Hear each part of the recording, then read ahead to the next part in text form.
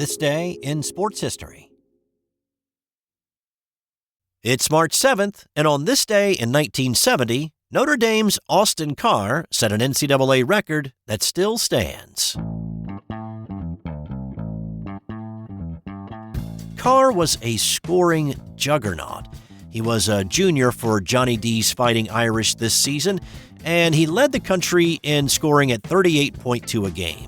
He led the Irish in scoring in all but one of their 29 games that season, and prior to this one, Carr had scored 50 or more points on 4 different occasions.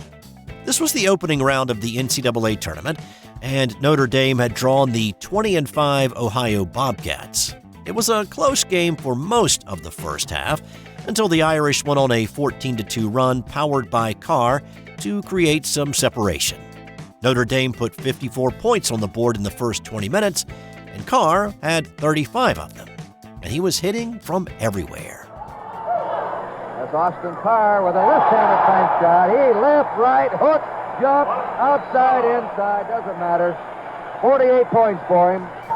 He broke Bill Bradley's NCAA tournament scoring mark of 58 points from the free throw line late in the second half, and then he closed out his scoring on the day with a friendly bounce.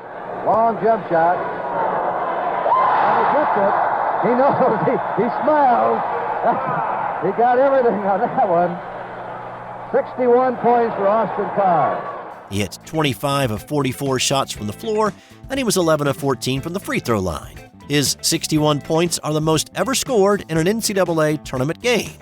He followed that up with a 52-point performance against Dan Issel and Kentucky in a second-round loss. Now, this was an era when they played a third-place regional game. He scored 45 more in a loss to Iowa in that third-place game. Carr came back in his senior year and he kept up the scoring barrage.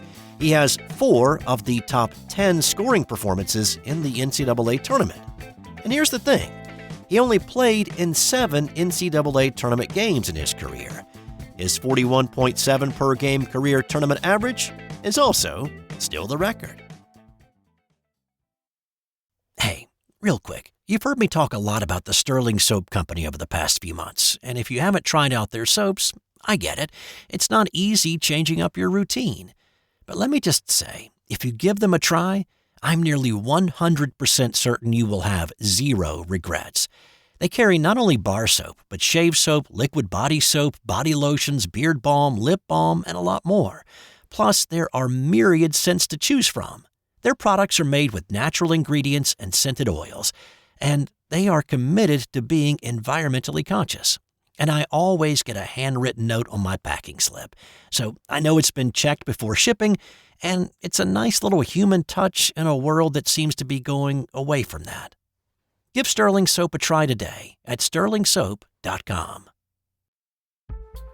On this day in 2004, Australian Craig Parry hit a miraculous shot to win a golf tournament. This was the Ford Championship being played at Doral Country Club in Miami. Parry and Scott Verplank were all square after 72 holes, and they went to a playoff to decide it. Parry hit a solid drive in the middle of the fairway. Watched Verplank get a bit fortunate with his second shot to the par 4 18th, hitting the rough next to the green and then getting a friendly roll onto the putting surface. Parry had 176 yards to the pin and a 6-iron in his hand, and he took direct aim. Solid shot. This is a good-looking shot. This going at the hole. What a shot by Craig Parry! Unbelievable! Championship over! The shot was good for a $900,000 payday. For Parry, who played a lot on the Australian and Asia Tour and the European Tour, it was the second of his 2 career PGA Tour wins.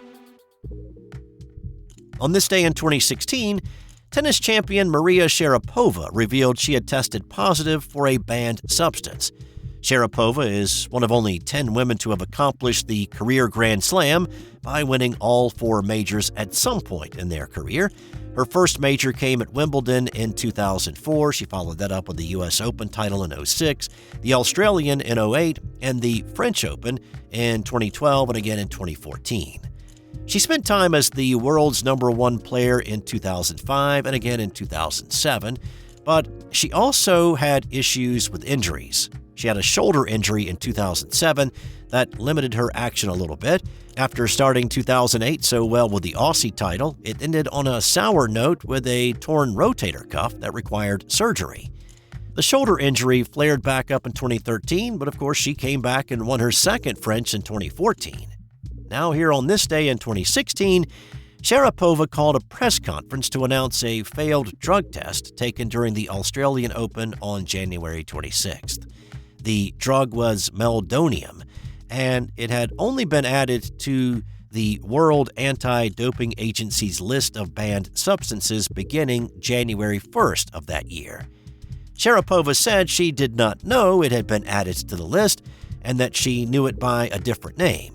It's not approved by the FDA, but in Sharapova's home country of Russia, it is, along with the other former Soviet states. It's used to treat heart issues, metabolic and neurological diseases, but it does have some advantages for athletes, such as an increase in endurance performance, improved rehabilitation after exercise, protection against stress, and enhanced activations of central nervous system functions. That's all according to a study in the journal Drug Testing and Analysis. It's a hormone and metabolic modulator. Sharapova had been prescribed meldonium for the past 10 years, though the typical period for a prescription is generally no more than a matter of weeks. Her attorney said that she had been given the drug beginning in 2006 for an immune deficiency, abnormal EKG results, and diabetes indicators. After the announcement, she was placed on provisional suspension. She lost several sponsorships, and player reaction was mixed. Well, mostly not positive. Mostly it was player disbelief that she didn't know. Even though it had been recently added to the list, players said somebody on your team has to know what's acceptable and what's not. On June 8th, Sharapova was suspended for 2 years. In October, it was reduced to 15 months. She returned to tennis in April of 2017 and made a run at the French in 2018, but lost in the quarters. Sharapova retired from professional tennis in 2020. Hey, I needed to call a quick timeout to let you know that we're giving away a $50 gift card to Homefield Apparel. Have a favorite college sports team? Of course you do. You're listening to a sports podcast. Well, Homefield Apparel has all the great gear so you can support your team in style. Jerseys, hoodies, hats, and a whole lot more are available in your team's colors and insignias. So go to sportshistorynetwork.com/giveaways for your chance at a $50 gift card to Homefield Apparel. I've also put a link in the show notes. Now, let's get back out there. We've got more of this episode to do. On this day in 1930, it was less than a barn burner high school boys basketball game. The Georgetown High boys team from Chicago beat Homer High 1-0. The Buffaloes scored a free throw in the first quarter of the game and then proceeded to play stall ball the rest of the way. Homer was apparently content to let them do it until about 3 minutes to play in the game. Interestingly, or maybe I should say sadly, there are 2 other high school boys basketball games on record that also finished 1-0. So yeah, this isn't the only one. And today's non-sports did you know fact: in 2012, a missing woman on vacation in Iceland was found when it was discovered that she was in the search party, looking for herself. She had gotten separated from the group on a hike and then had changed clothes at some point. Prior to leaving, people in the group did not recognize her in her new outfit and said there was a person missing.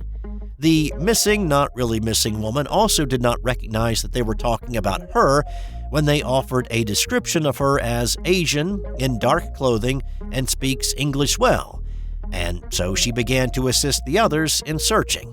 It wasn't until several hours later that members of the group realized she had been with them the entire time.